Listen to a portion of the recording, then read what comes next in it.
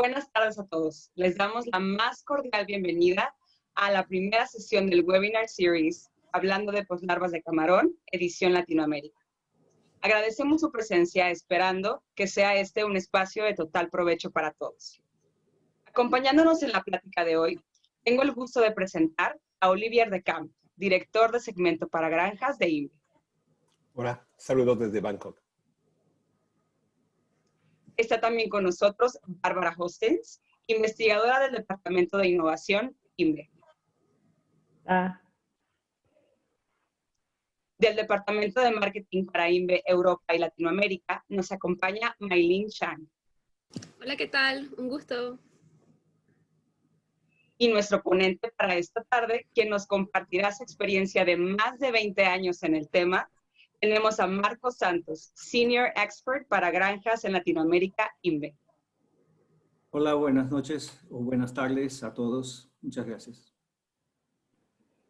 Cedo ahora la palabra a Salvador Mesa, director y editor general de Panorama Acuícola y Aquaculture Magazine. Adelante, nos explicará brevemente la primera dinámica de la sesión. Gracias, Claudia. Buenas tardes, o buenas noches y buenos días a quien nos esté viendo. Les agradecemos a nombre de INVE, Aquaculture y Panorama Acuícola, Aquaculture Magazine, pues, que estén con nosotros, que nos acompañen en este interesante webinar el día de hoy.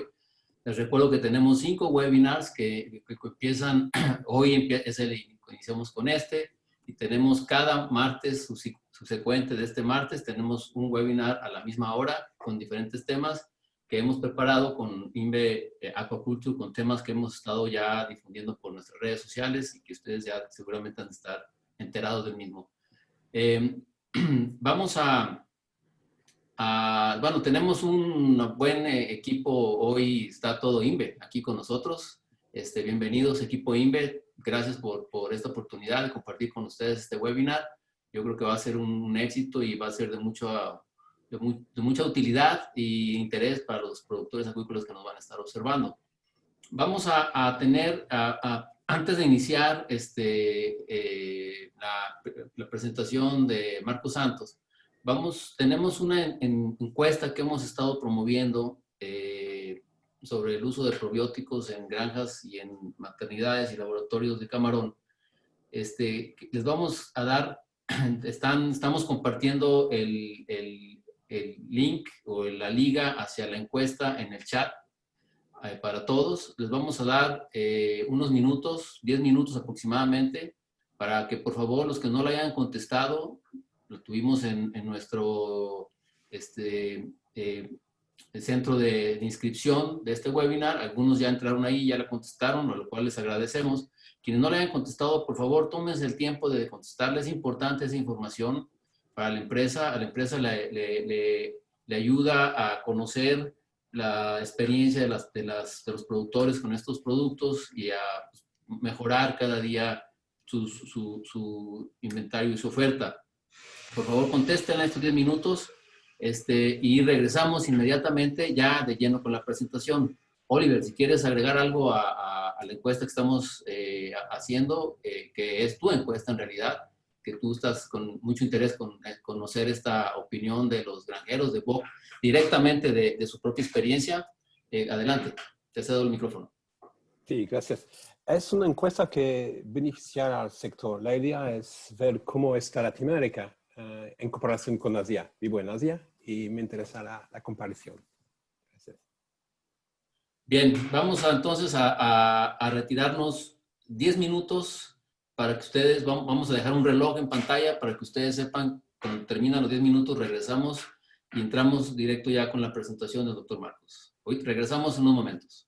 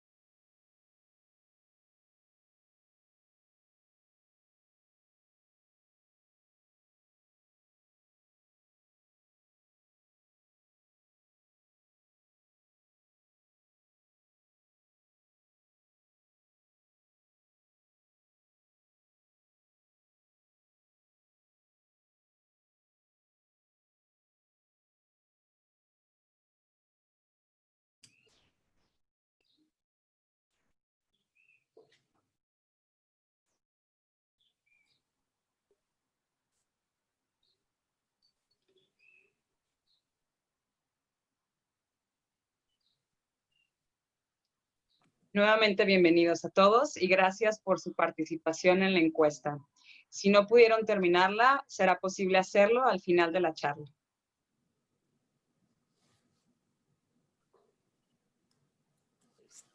Muy bien, pues les agradecemos mucho sus respuestas, van a ser de mucha utilidad para nosotros, para INVE sobre todo. Marcos, te dejo los micrófonos para iniciar tu presentación. Adelante. Ok, gracias. Voy a compartir la pantalla.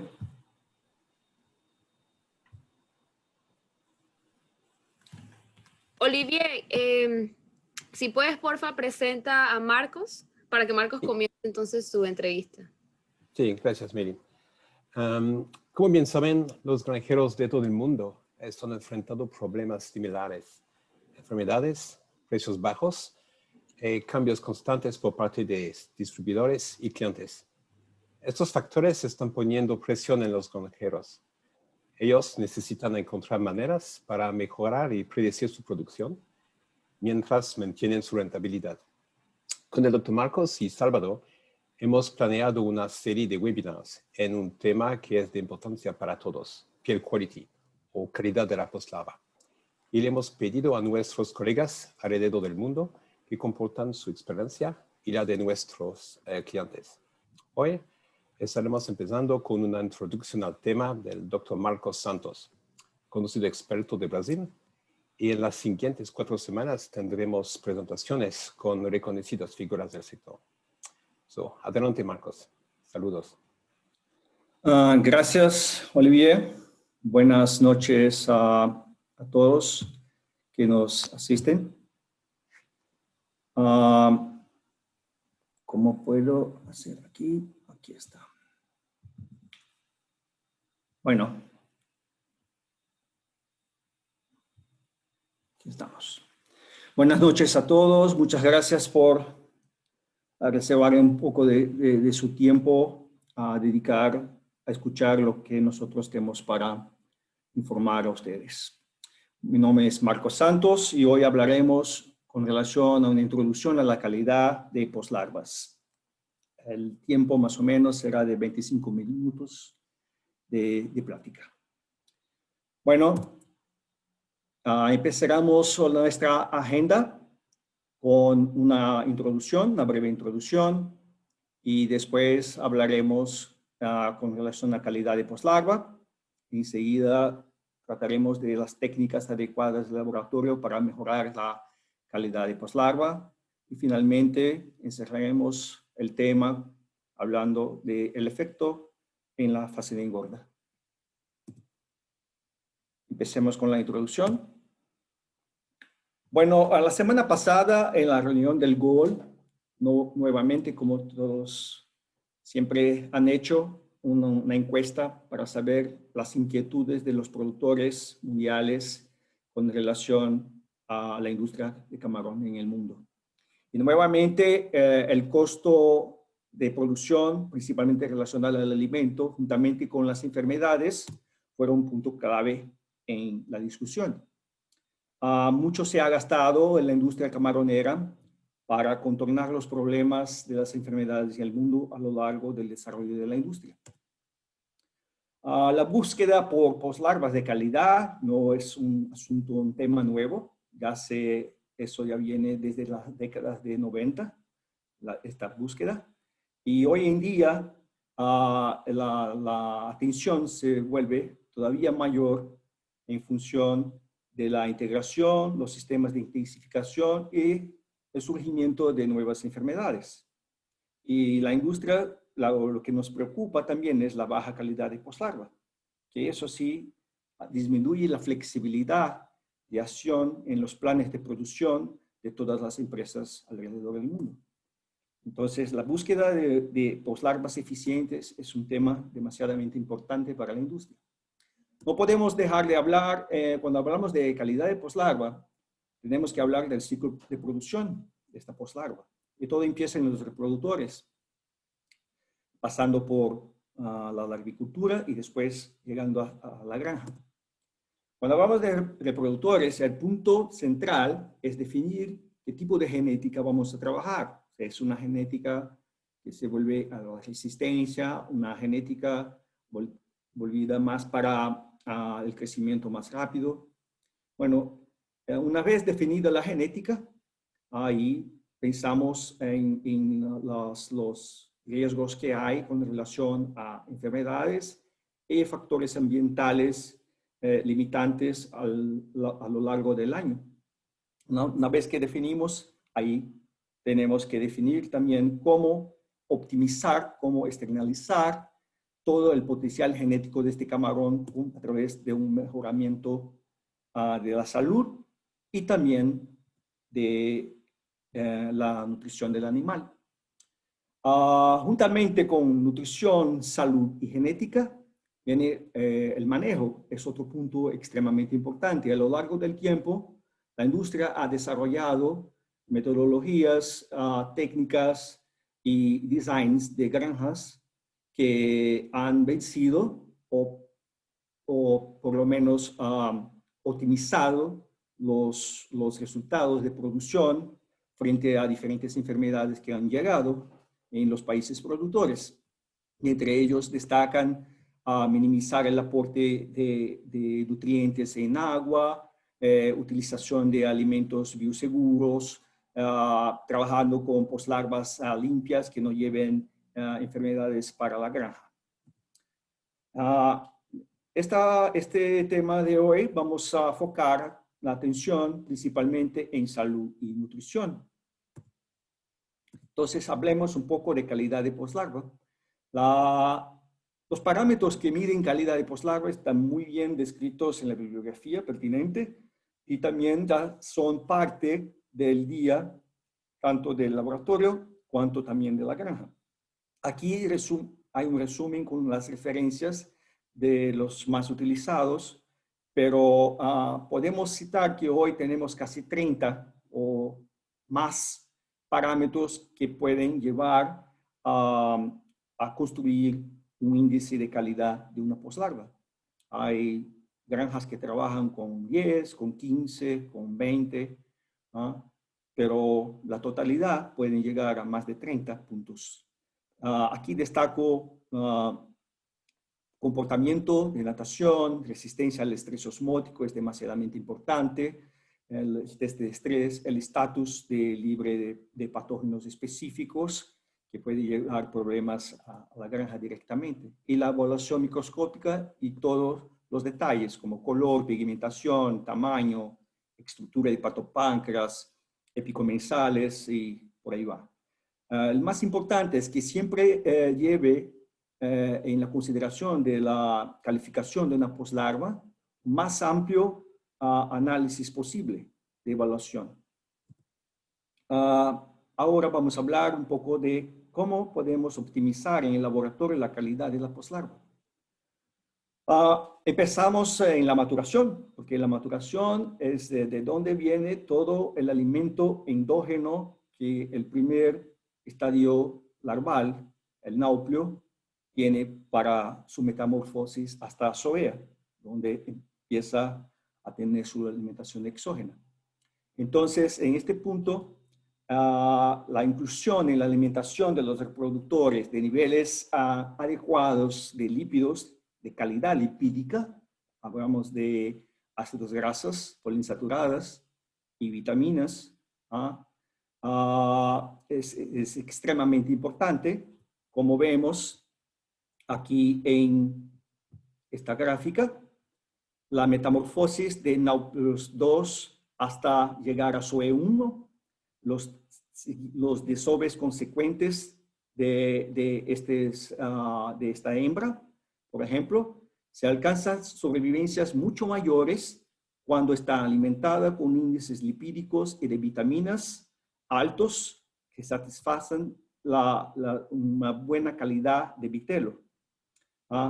Cuando solamente fornecemos lípidos esenciales, pero no fornecemos vitaminas, los niveles de sobrevivencia y el comportamiento de los últimos desoves ya se bajan, la performance, el desempeño de la hembra ya cae, con relación a la calidad de vitelo para tener una metamorfosis satisfactoria. Y cuando solamente vitaminas son añadidas, nuevamente se ve un porcentaje bien más bajo con relación al suceso de metamorfosis para SOEA. Entonces, todo eso tiene a ver con la calidad de la alimentación, de la maturación. Pasando a la larvicultura, vemos que es muy importante cuando trabajamos con sustitución de alimento vivo, dependemos un 85% de alimento comercial, en este caso un microcapsulado. Vemos que la influencia, el efecto de la cantidad, de la calidad de lípidos es extremadamente importante. En rojo, aquí tenemos un alimento microcapsulado, forneciendo el 85% de la alimentación para el estadio de entre SOEA y poslarva 3, donde es añadido altas concentraciones de ácidos grasas y lípidos elevados también. Con este tratamiento tenemos sobrevivencias elevadas, 62.1, frente a 53.8 solamente cuando alimentamos con alimentos vivos, en el caso artemia y microalgas. También ganamos más en peso de larva y ganamos en el índice de desarrollo larval. Un punto que es importante es cuando seleccionamos alimentos, seleccionar alimentos que realmente pasen una eficiencia nutricional a la larva. Los alimentos microcapsulados son conocidos por proteger los nutrientes de su composición, evitando la oxidación excesiva y la lixiviación excesiva en el agua. Con eso, cuando trabajamos con alimentos microcapsulados, mantenemos durante más tiempo, aquí son curvas de diferentes alimentos comerciales frente a un alimento de la empresa de INVE, que es microcapsulado, donde se ve que la pérdida de nutrientes para el agua es mucho más reducida que otros alimentos en función de esta protección nutricional que existe.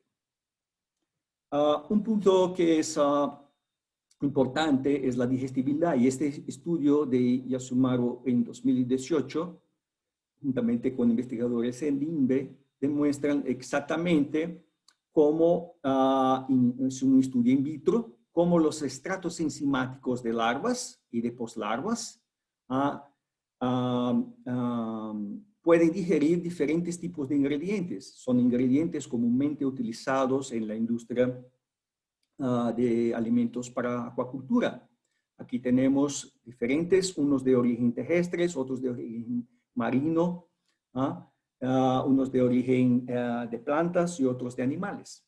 El más interesante es ver que al pasaje de SOEA 2 para MISIS 2 existe un elevado grado de hidrólisis de proteína, o sea, la capacidad que la larva tiene en el estadio de MISIS es superior a la capacidad que tiene el estadio de SOE para digerir.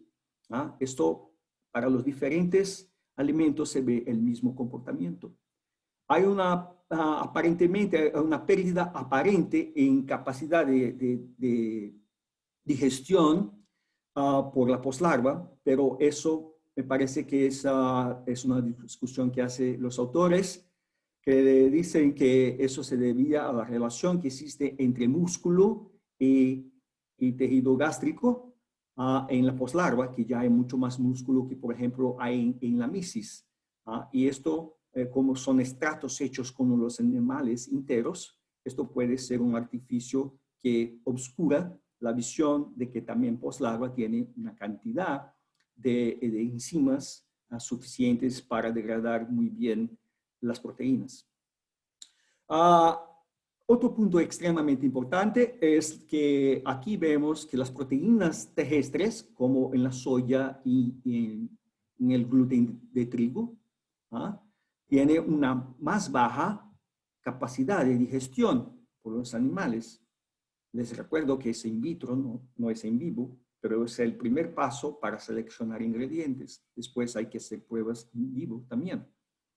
Otro punto que es interesante es que mismo considerando proteínas marinas como pescado liofilizado, harina de pescado, harina de calamar, vemos que existe diferencia aquí entre la harina de pescado y la harina de pescado liofilizado. O sea, el procesamiento puede afectar también la capacidad, el grado de hidrólisis de la digestión. Eso sirve para uno guiarse en qué tipo de alimento, desarrollar nuevos alimentos, ver el potencial que el animal tiene para digerir.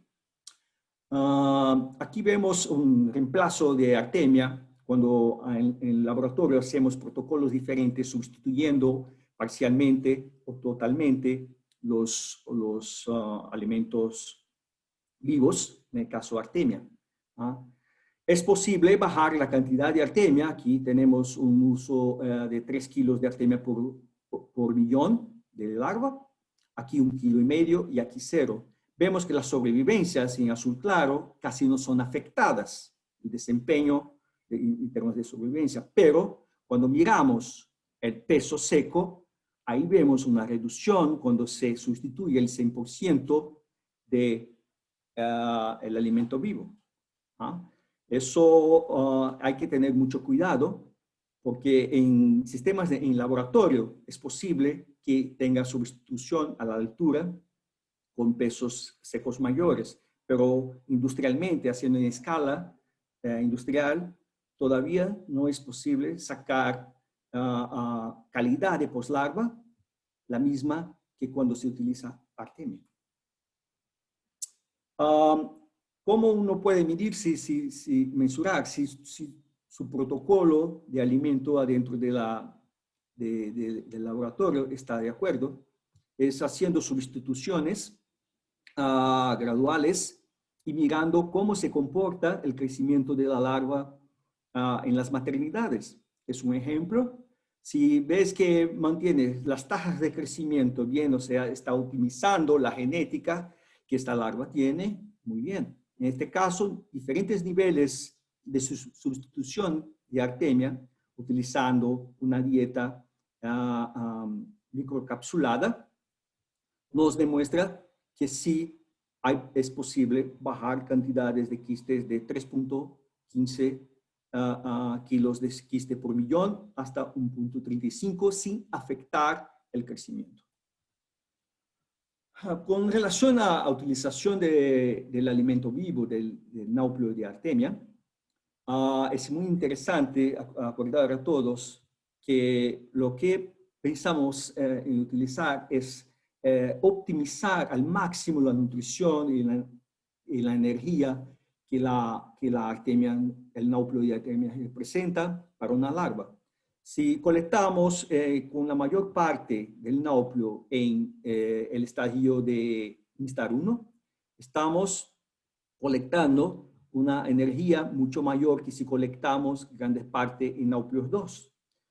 Muchas veces en el laboratorio queremos, los técnicos prefieren mirar una artemia grande, que les parece un gran volumen de carne y colectan mucho, dejan demasiado tiempo durante la incubación y colectan en náupleo 2. Hay dos desventajas en eso. La primera desventaja es que reduces la cantidad de energía. La segunda desventaja es que también los aminoácidos libres que tienes aquí en Insta1 van a ser utilizados por el náupleo para construir bloques de proteínas. Y con eso disminuye la digestibilidad proteica del náupleo también. O sea, el metanáupleo 2, por más que te parezca más carne, en la verdad tiene menos carne. El peso seco de un náupleo 2 es mucho más bajo que el peso seco de un Insta1, porque ya hay pérdida aquí de energía y nutrientes a través de excreción y a través de la muda que el náupleo hace. Entonces, siempre es preferible que le fornezca el náupleo en Instar1. Además, metanáupleo 2 tiene boca y anos y lleva en su interior también mucho de la carga de vibrio que uno obtiene durante la incubación. Un proceso que es muy común en la industria es la utilización de dupla malla para hacer el lavado y la separación del quiste que no tuvo eclosión. Entonces, con esto nos ocurre que acaba pasando a quistes no eclodidos y mucho del nauplio pasa roto, ya pasa que no está más vivo, está muriendo. Y esto va a representar, juntamente con el quiste no eclodido, un aumento del vibrio durante la larvicultura, cuando se pone a alimentar las larvas con este alimento. Y aquí vemos también cáscaras cuando se hace una descapsulación, por ejemplo, o una coleta. También vemos cáscaras siendo colectadas. Entonces, todo eso representa substrato orgánico que nos va a crecer la población de vibrio en la larvicultura. INVI ha desarrollado algunas herramientas de tecnología y para eso hoy contamos con la tecnología CEPART, que es una colecta, una separación muy eficiente, sin trabajo ninguno, muy sostenible también, porque no utiliza químicos, donde se consigue separar el 100% solamente en nauplio. ¿Okay? Es una técnica hoy dominada por INVI. Otra tecnología para artemia que puede ayudar mucho a las larviculturas es la tecnología del defense. El defense evita que tenga un crecimiento del vibrio a lo largo del tiempo de incubación del quiste de artemia. Este es el comportamiento que existe en un quiste de artemia que no tiene la tecnología defense. El quiste con la tecnología defense te baja en 4 log de reducción la carga de vibrio. Vas a llevar una artemia mucho más limpia en materia de microbiología que pueda ser negativa para las larvas. Y no podemos dejar de hablar también con relación a los probióticos.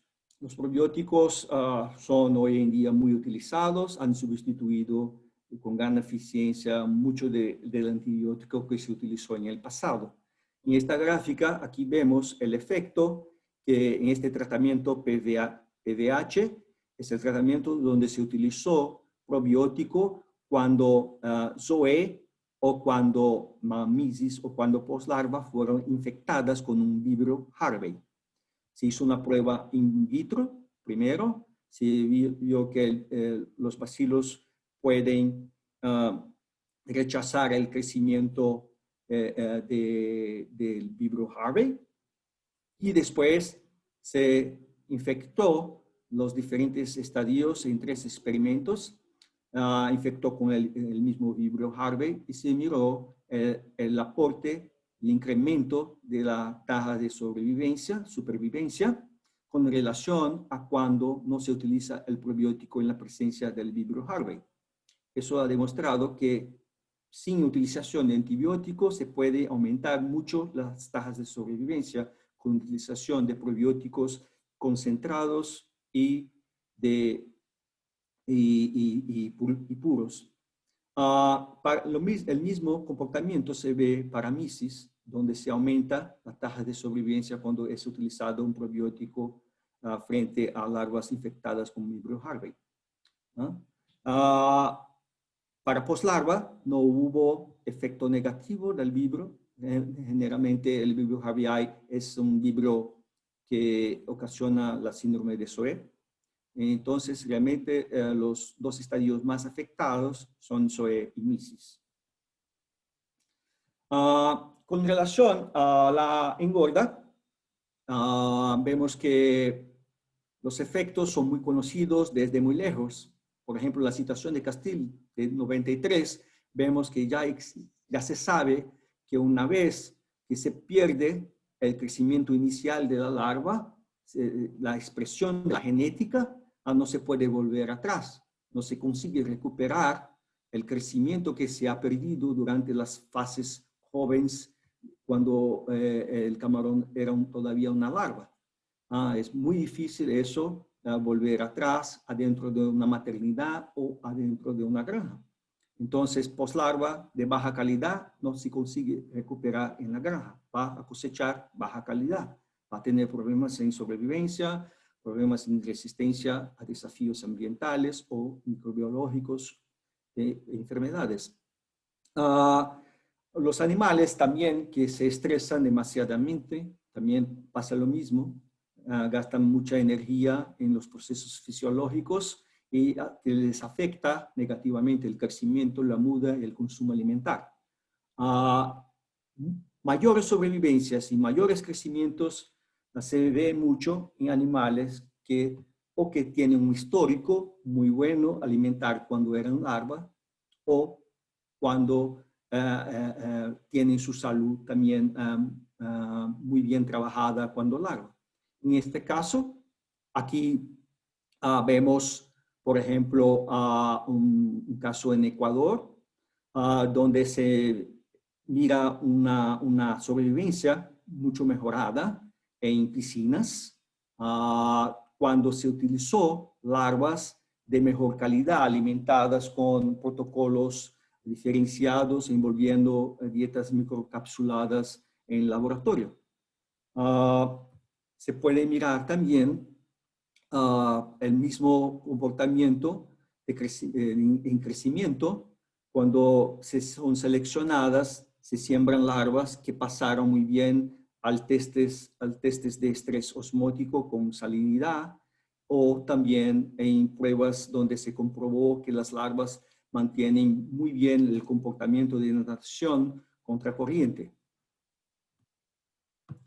Bueno, como conclusiones para esta ligera presentación, esta breve presentación, lo que les quiero compartir es que no comprometas el desempeño de la larva con cortes de costos, no solamente porque el precio absoluto de un alimento o de un producto de salud o por un manejo microbiológico les parece con costos altos.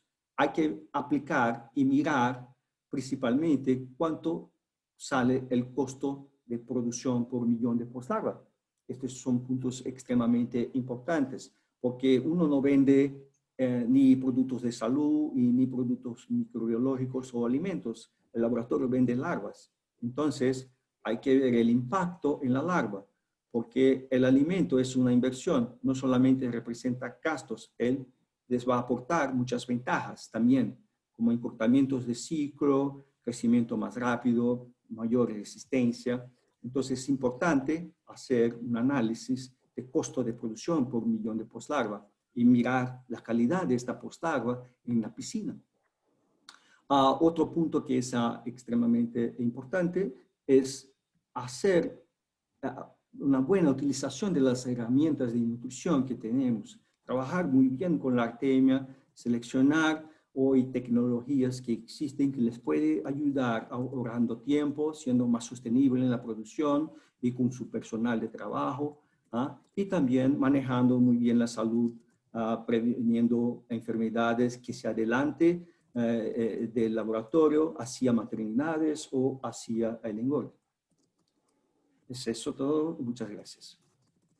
Gracias. Hola Marcos, muchas gracias por tu presentación. Tenemos algunas preguntas. ¿Quiere alguien del panel hacer algún comentario? Yo tengo una pregunta que pudiéramos hacer para abrir un poco la discusión. ¿Cómo ven? Ya, listo. ¿Está? Bien, mira, Marcos, hablamos de la pérdida de expresión genética, ¿no? Ustedes en INVE tiene una historia muy larga de estudios de alimentos y aditivos para la producción de larvas de camarón. Yo creo que se habla mucho de genética, de mejora genética, y creo que mucha de esa mejora genética se queda en el camino, en el desarrollo larvario, con alimentos, con una deficiencia alimenticia o deficiencia de condiciones. Ustedes, más o menos, si hiciéramos un cálculo con la experiencia que ustedes tienen global de la producción de larvas de camarón en Asia o en América Latina, ¿qué porcentaje esa pérdida de expresión genética, del potencial genético del animal, lo estamos perdiendo actualmente?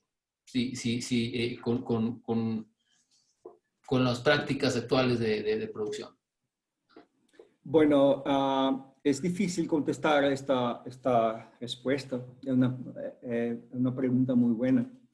Pero lo que pasa es que no existe una genética pura hoy en el mercado, ¿eh?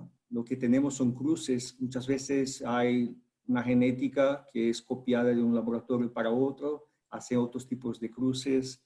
Los sistemas de producción no son los mismos, los protocolos no son los mismos. Es muy difícil contestar, a saber qué percentual, pero vemos que a través de algunos estudios internos que sí se puede aumentar el potencial. Vemos, por ejemplo, te voy a decir, hicimos un trabajo aquí en Brasil con una granja donde teníamos la misma fuente genética que fue pasada a 3 diferentes laboratorios. O sea, no es solamente la nutrición y la salud, pero el manejo también dentro del laboratorio cuenta mucho. La qué densidad estas larvas estaban, calidad de microalga, calidad de alimento vivo y todo lo demás. O sea, hay muchas variables a ser consideradas. Pero te puedo decir que tuvimos con relación a diferencia, solamente una diferencia entre salud, nutrición y manejo dentro del laboratorio, nos salió una diferencia de 25% de mayor productividad sembrada en la misma taja, adentro de la misma granja. Tuvimos una expresión mayor de la misma genética en 25% más. ¿Ah? Eso es un caso de una única granja. ¿Ah? Quizás la respuesta no fuera la misma en otra granja con otro tipo de sistema, con otros tipos de desafíos ambientales o microbiológicos. Pero eso es un número que los productores saben. ¿Ah?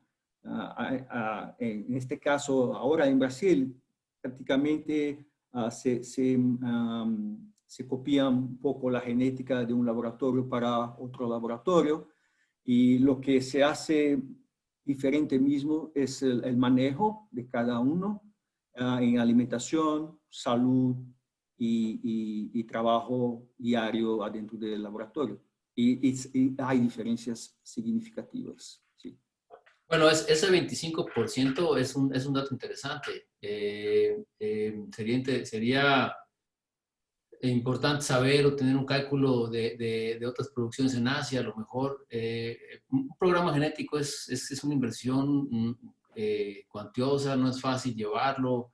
Independientemente de que se utilice la misma genética en diferentes laboratorios, es posible que no estemos aprovechando el máximo potencial de expresión genética del material que se produce hoy en día por una falta de un buen manejo en los laboratorios, en las fases larvarias, ¿no?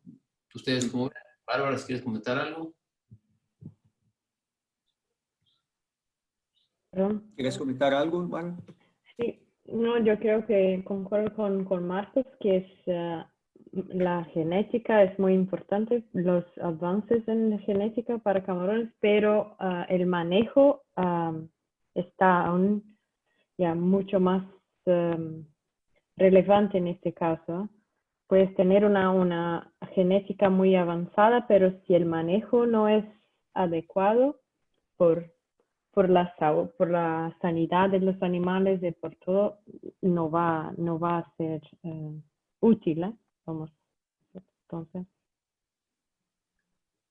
Otro punto interesante sería saber el impacto del costo de esa pérdida de expresión genética en los resultados del crecimiento y la engorda contra el impacto del costo de producción con un sistema muy depurado, con buenos alimentos o con los mejores alimentos posibles, ¿no? Eso también, no sé si ustedes tengan algún estudio en ese sentido, ¿no? A veces en México hay una expresión que decimos lo barato sale caro, ¿no? Sí, exactamente. Ahorros, ¿no? Ese es el punto. Fíjate, Salvador, en este momento la industria cada vez más no puede cometer errores. Error muchas veces significa el final. Va a depender mucho de en qué densidades está sembrando. Mejor te puede salir muy caro. Un mejor en densidades de 100 camarones, 150 camarones por metro cuadrado es muy diferente de un mejor cuando estás sembrando 10 camarones por metro cuadrado. Entonces los desafíos son mucho mayores y tienes, no hay chance para equivocarse. Entonces el primer punto es la selección genética, porque muchas veces uno también pone todo de bueno en una selección de genética mala. En un caso, por ejemplo, cuando quieres sembrar una larva que sea resistente en un sistema que es superintensivo, que va a llegar a 5 o 6 gramos de la larva y el juvenil ya no crece más. La curva ya hay una declinación muy grande que le compromete las tasas de crecimiento.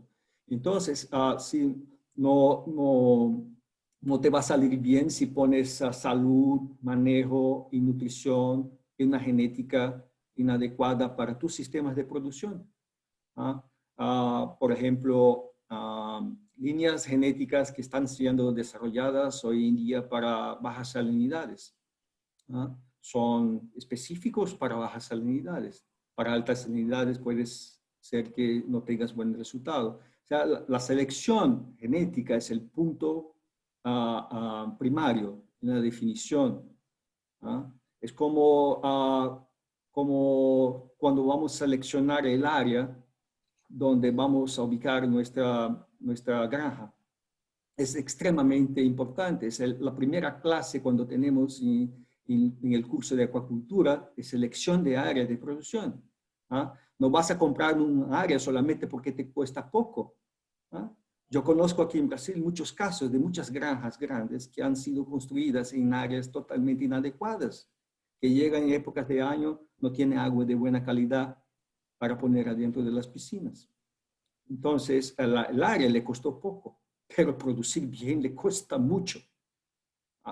Entonces, son problemas que tiene todo que ser muy bien balanceado para producir. No puede poner todas tus fichas, toda tu plata solamente en un solamente pie de la silla. La silla tiene 4 pies, los 4 tienen que tener la misma resistencia para aguantar el peso. Entonces, eso pasa lo mismo en la industria. No importa si está trabajando solamente con la mejor genética. Perdón, y además la inversión a nivel de la producción de larvas, pues es con todo y lo cuantioso que sea, pues es un pilar más importante que en los siguientes pasos adelante, ¿no? O sea, no escatimar en falsos ahorros que van a tener consecuencias mucho más caras, ¿no? No sé si alguien más del panel quisiera comentar algo, si no para pasar a las preguntas y respuestas. ¿Quiere alguien hacer algún comentario? Oliver, Bárbara, Maylin.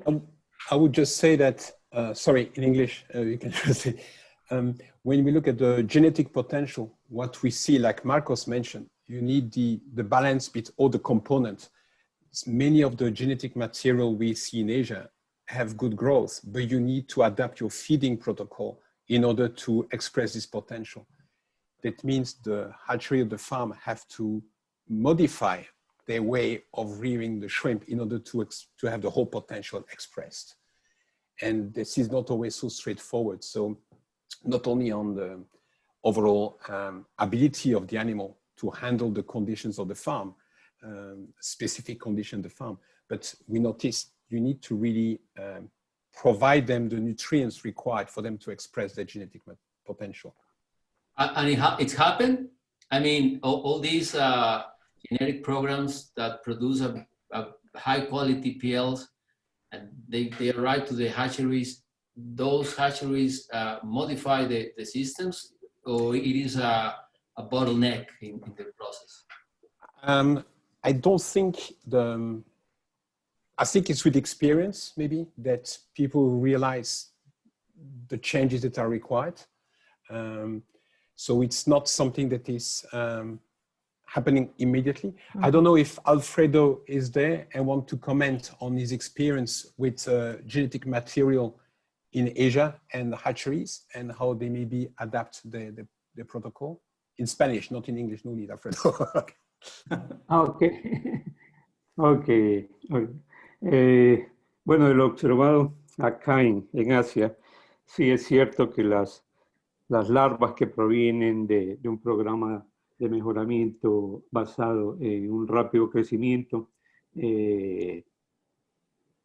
necesitan ser alimentadas en mayor volumen, ¿no? Comparado con la dieta tradicional que normalmente usamos en América Latina. Eso para poder lograr un crecimiento,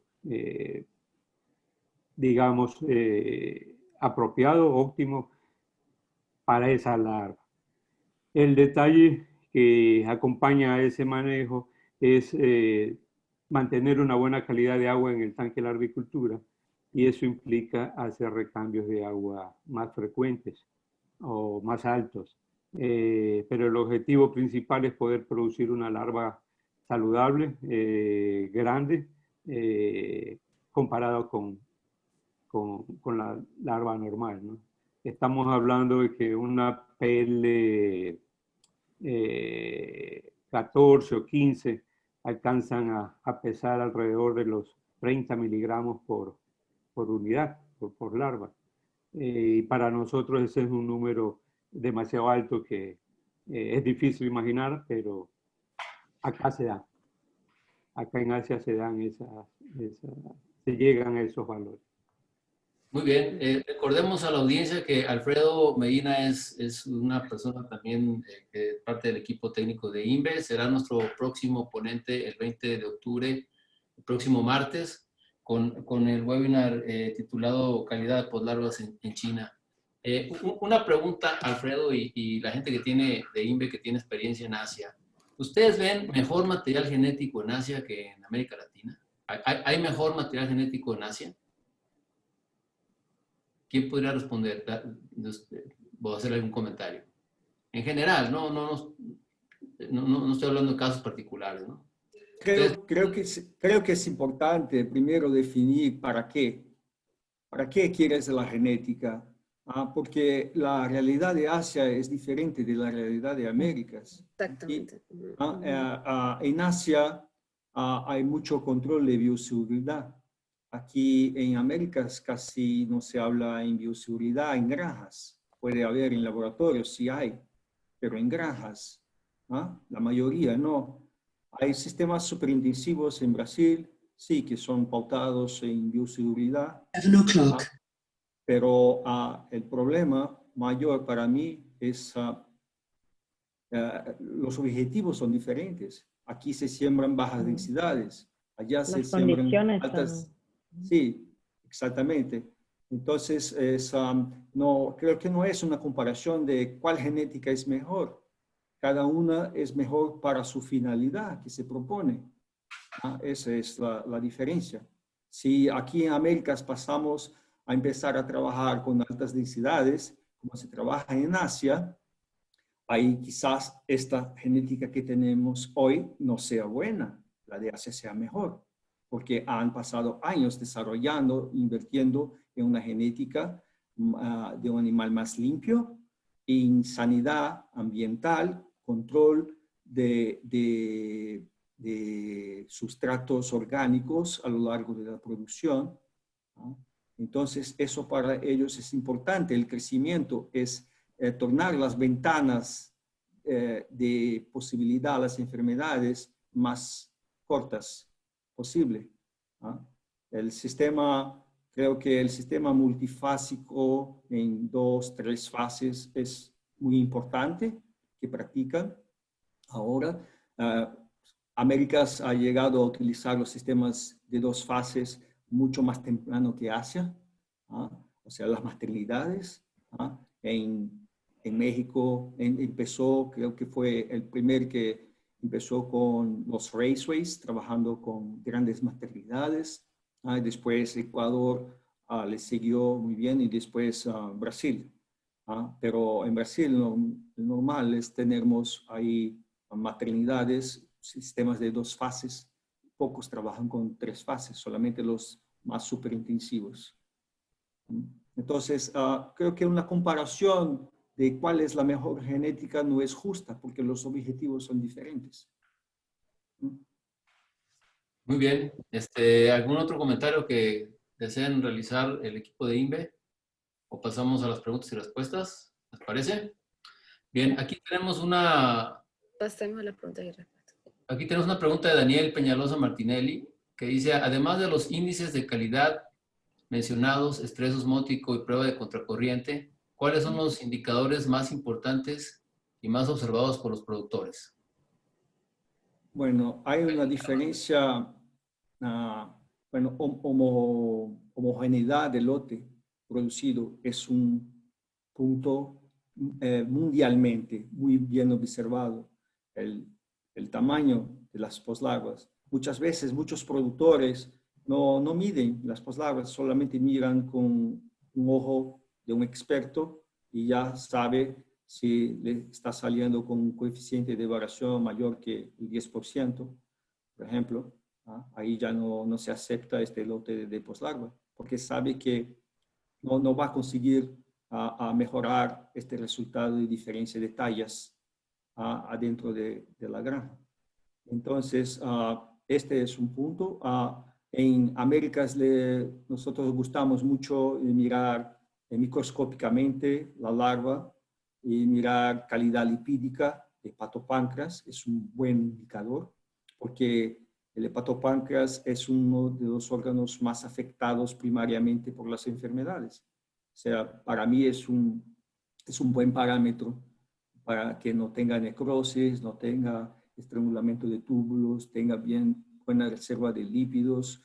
Estos son puntos extremadamente importantes. Necrosis en la larva. Creo que natación, el comportamiento de la larva es extremadamente importante. También, o sea, un ojo experto muchas veces no necesita de muchos análisis para macroscópicamente y microscópicamente seleccionar puntos importantes en la larva. Pero lo que me parece, en una encuesta en 2017, INVE hizo una encuesta muy similar a la que está haciendo ahora. Fue hecha por Eva y fue una encuesta hecha mundialmente en Asia y Américas también, en México, Centroamérica, Ecuador y Brasil. Y lo que nos pareció que todavía existe un poco de diferencia entre lo que ven de calidad de larva en Asia y lo que ven de calidad de larva importante para la engorda es con relación a la limpieza de la poslarva. Lo que trae esta poslarva con relación a patógenos. Eso en Asia es una preocupación mayor. Creo que es un proceso porque allá hay, como decíamos antes, densidades mucho mayores. La oportunidad para una enfermedad a tomar más fuerza todavía en densidades altas. Entonces, y los prejuicios son mucho mayores. Entonces, por eso es una preocupación mucho mayor allá mirar la limpieza de la poslarva. Y eso se empieza principalmente trabajando con reproductores que salieron de instalaciones SPF. Entonces, es un gran mercado para camarones SPF, no solamente la genética, pero la limpieza del reproductor. Entonces, creo que mientras tengamos el foco en animales de resistencia, bajas densidades en Américas, vamos a tener también puntos de atención un poco distintos de lo que es calidad de larva con relación a Asia. No sé qué opina Alfredo, que está viviendo por allá hace tiempo ya. Ok. Bueno, específicamente, dado los eventos de infecciones en los dos últimos años, en el caso de China, tiene como prioridad el análisis por PCR para la determinación de presencia de virus en la larva, ¿no? Estamos hablando mancha blanca, también incluye EMS, ¿no? Y EHP. Son los patógenos en los que se están enfocando dado la situación actual. También especial observación le dan al estado del hepatopáncreas, obviamente por la presencia de EHP, perdón, y estados de túbulos, lípidos, etc. El resto de los parámetros que se cuantifican para evaluar la calidad de la larva incluye la microbiología, obviamente, ¿no? Y otra vez con especial atención en los vibrios parahemolíticos, ¿no? La última o los últimos eventos de mortalidades que ocurrieron este año a nivel de laboratorios están relacionados con esta enfermedad llamada la enfermedad de la larva de vidrio o la larva transparente, ¿no? Que es causada por un tipo de vibrio parahemolítico, diferente al vibrio parahemolítico que ocasiona el MS. Entonces, esos son los parámetros que tienen mayor relevancia, ¿no? En la calificación de la poslarva, fuera de los coeficientes de variación, como mencionaste, Marcos, y los otros parámetros como prueba de estrés y presencia de necrosis, epebiontis, deformaciones, etc. ¿No? Pero mayor peso tienen los primeros mencionados. Muy bien, aquí tenemos otra pregunta. Rocío Castro nos pregunta, buenas noches, excelente. ¿Cómo puedo realizar el seguimiento de la efectividad de un probiótico en el laboratorio sin esperar un resultado de sobrevivencia o mortalidad? Solamente conteo de TCBS. Bueno, creo que primeramente el conteo de TCBS es importante, pero no es definitivo. El conteo de TCBS, hay bacilos que pueden crecer en TCBS. Hay que tener certeza de lo que crece en TCBS. Ese es el primer punto. Entonces, el TCBS no es un medio que fue desarrollado para acuicultura. Es un medio que fue desarrollado para enfermedades de humanos, para vibrio cólera. Entonces, no es específico. Entonces, pero es una herramienta muy bien utilizada. Entonces, primer punto, creo, es mirar, el probiótico no tiene un enfoque único en control de patógenos. Se espera de un probiótico un poco más que eso. Se espera también un control con relación a la materia orgánica. Eso no quiere decir que uno no se debe preocupar con el alimento, con la limpieza del tanque, no. Pero el probiótico también te puede ayudar mucho, porque puedes combatir vibrios, no solamente compitiendo con ellos por el sustrato o produciendo biocinas. Puedes también competir con su alimento. Entonces, puedes medir la calidad de vida de este animal. ¿Cómo está creciendo este animal? ¿Está creciendo bien o no está creciendo? El trabajo, cuando se hace un trabajo, muchas personas esperan que probióticos sean polvos milagrosos que te dan el milagro. No, necesita mucho de la expertise del técnico para saber, por ejemplo, cuando aumentar las dosis del probiótico, cómo está contestando el probiótico con relación a un problema bacteriológico que tienes en la agricultura. Ese es un punto demasiadamente importante. Y las respuestas tienen que ser, las acciones tienen que ser muy rápidas, porque las tasas de multiplicación de los vibros son más altas que las tasas de multiplicación, por ejemplo, de bacillus, de bacterias que son probióticas. O sea, la larva te contesta mucho de lo que hay. Ya vi a veces lecturas en placa de TCBS que está en 5000 y no unidades formadoras de colonia por ml, y las larvas están bien, están creciendo, saludables, hepatopáncreas lleno, pero el TCBS te dice el contrario. Entonces, es muy importante saber quién está creciendo en este TCBS también, ¿no? No es solamente el color de la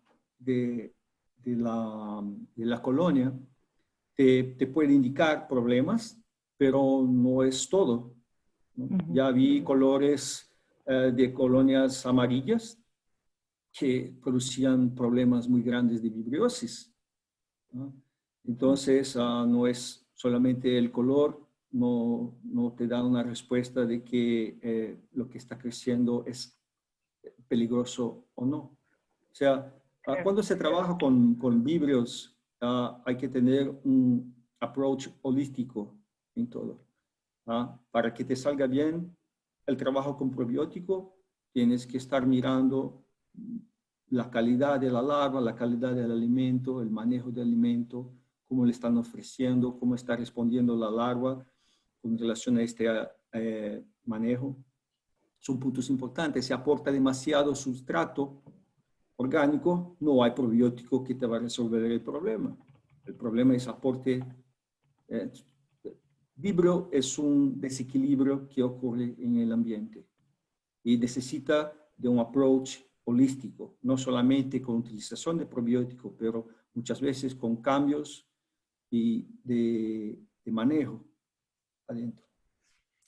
Muy bien, aquí hay una pregunta que seguramente muchas personas de la audiencia que tenemos la deben de tener en su mente. Habrá que buscar una buena respuesta. Dice Evelio Patricio Reyes, dice, los precios de los insumos para producción de larvas son de alto costo. ¿Qué se puede hacer para abaratar costo y producir una larva de calidad? A ver, es un reto, un buen reto ese.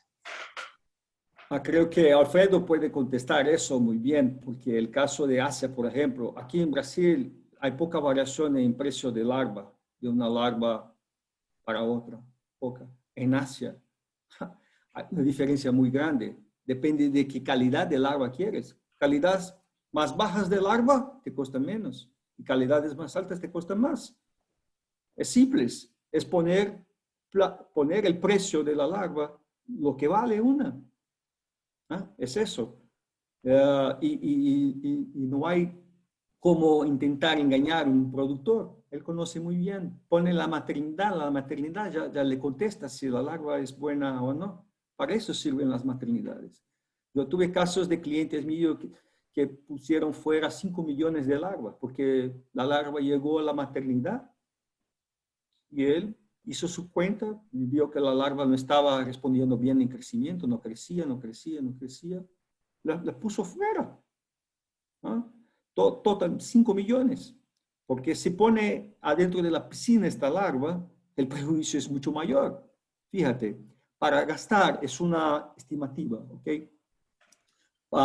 El costo para producir 1 millón de postlarva dentro de un laboratorio es 20 veces mayor para esta granja engordar la misma cantidad de larva.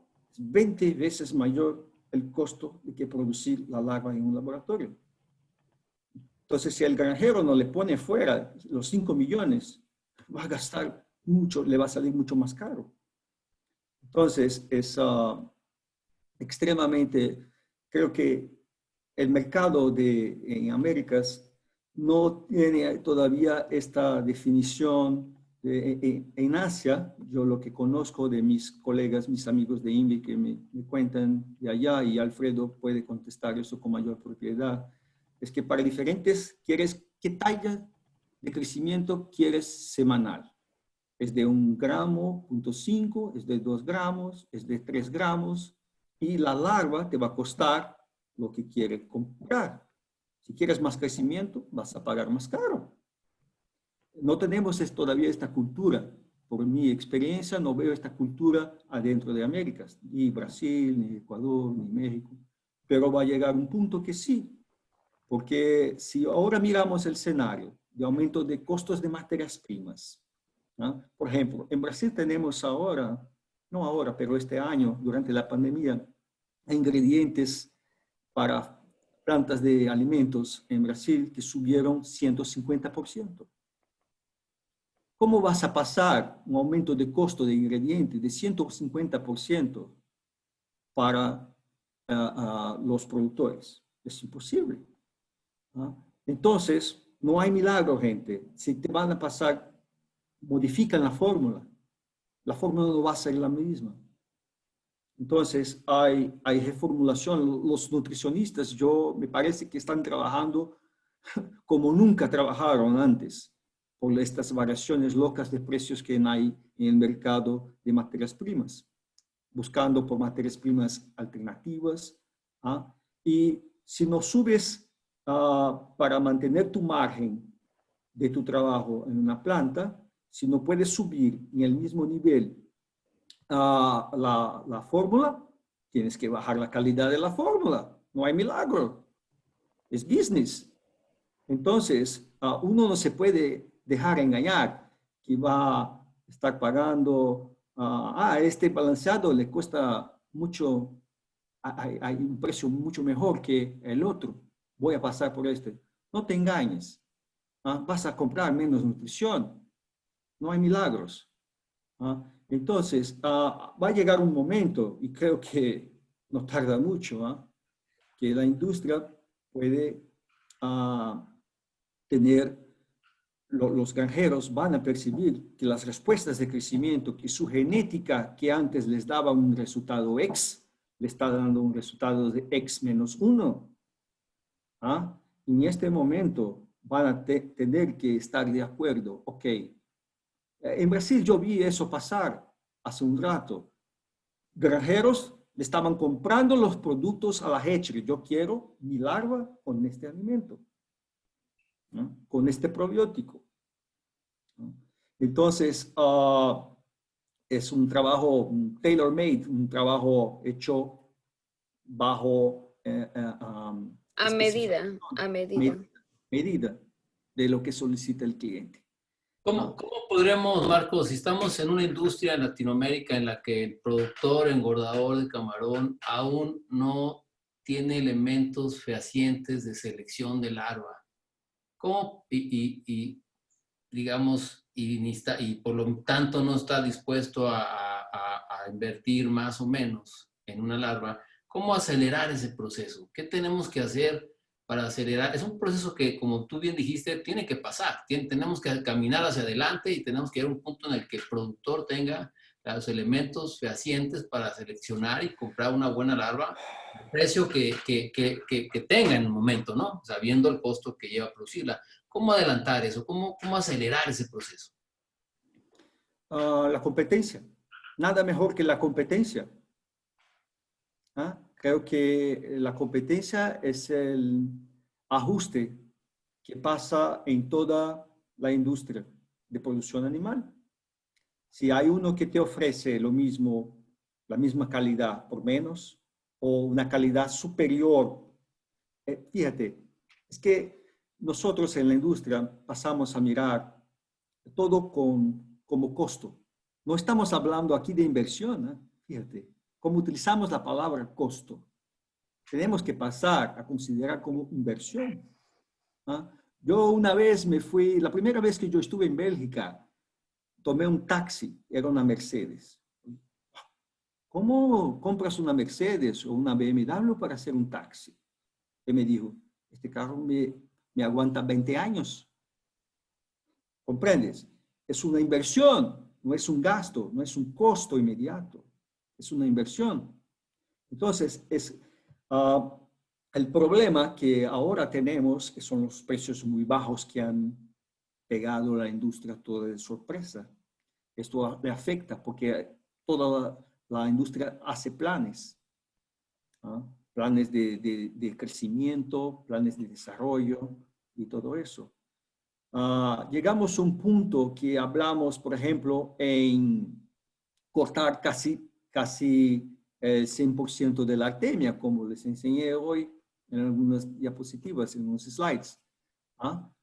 Pero en Asia, ¿quién está trabajando? Como decía Alfredo hace un rato, las larvas de crecimiento comen mucho. Entonces, en Asia, vas a mirar laboratorios, yo no voy a decir números, pero pregúntale a Alfredo cuánto se gasta de artemia para producir 1 millón de larvas para crecer 4 gramos por semana. ¿Cuánto comen de artemia cuando son larvas? Entonces, ¿esto es costo? No, eso es inversión.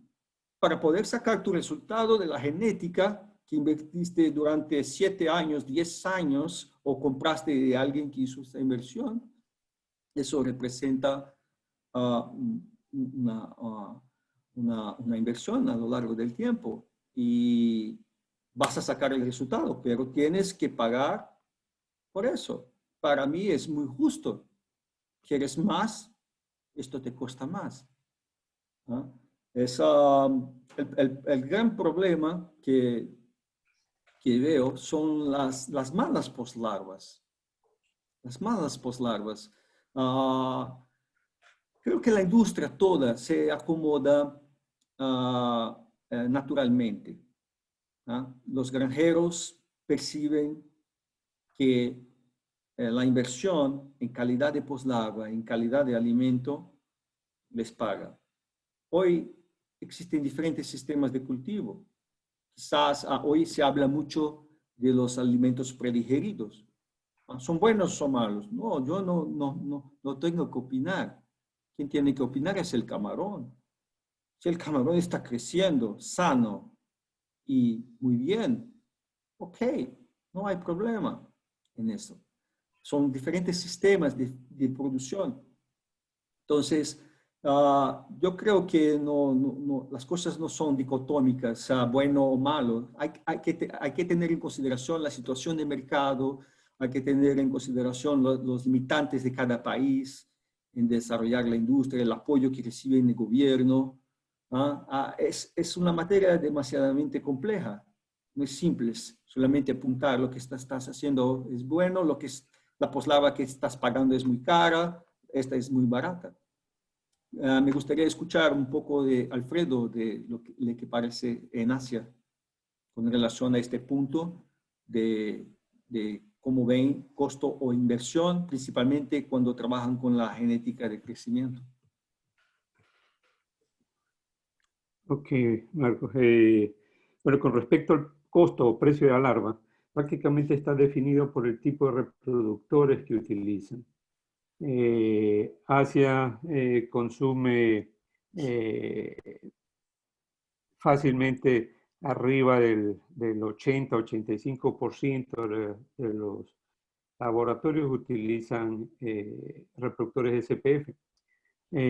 Puesto en sitio, incluido transporte, mortalidad por transporte, etc.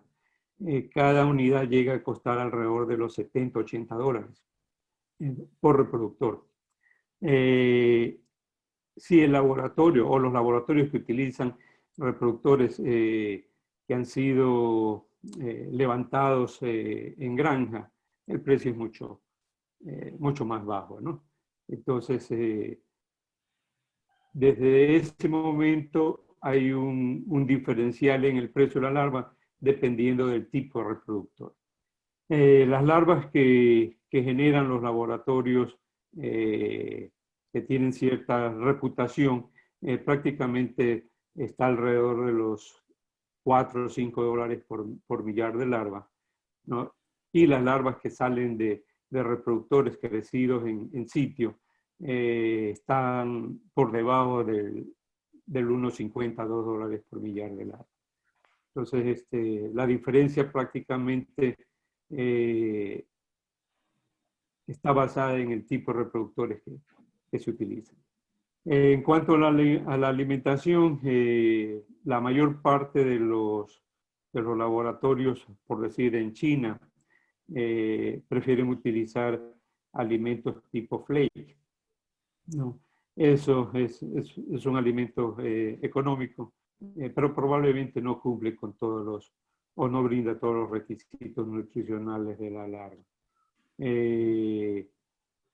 Otro punto que normalmente se da es que en la maduración la alimentación a base de poliquetos vivos es alto, ¿no? Estamos hablando solamente en poliquetos entre 25 y 30% de la biomasa de los reproductores. Pero al mismo tiempo esto significa un alto riesgo de introducción de enfermedades, ¿no? Estamos hablando de EHP, vibrios, etc.